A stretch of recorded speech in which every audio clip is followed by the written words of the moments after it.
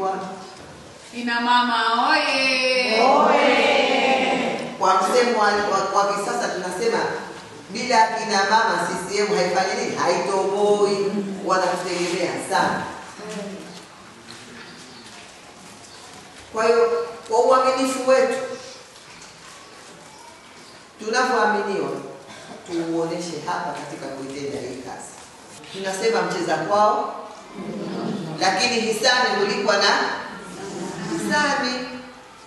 Na mambo yote ambayo yamefanya, maendeleo yanayofanyika hapa, yote yametugusa sisi kina mama.